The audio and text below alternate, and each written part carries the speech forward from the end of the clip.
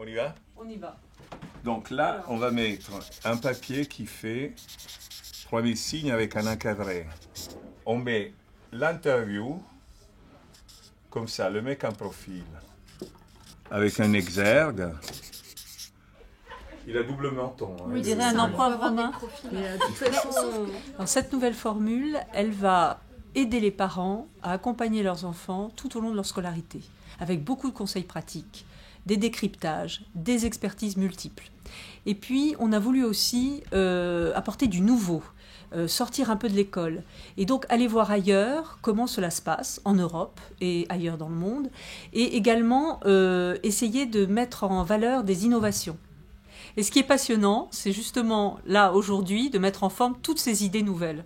La formule famille-éducation actuelle existe depuis 7 ans, donc c'est quand même toujours important pour un mouvement comme celui des Appels, qui est quand même un grand mouvement associatif, de pouvoir faire évoluer son journal Famille-Éducation, qui est un journal distribué à tous les adhérents. Moi, je voudrais que la couverture du premier numéro, en plus de la nouvelle formule, elle soit étonnante. Okay. Par la couleur, par les expressions, par le cadrage. Ça, non.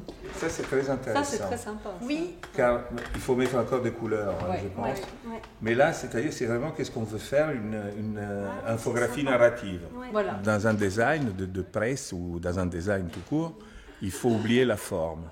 S'il y a des artifices en plus, des gimmicks graphiques, des aplats, etc., des complications, ça, on a failli notre rôle qui est celle de faire lire et de faire oublier la forme pour lire. On a des sujets très pratiques et dans ce cas-là, on a organisé des espaces de lecture qui répondent de façon très très pratique, presque synoptique aux questions posées.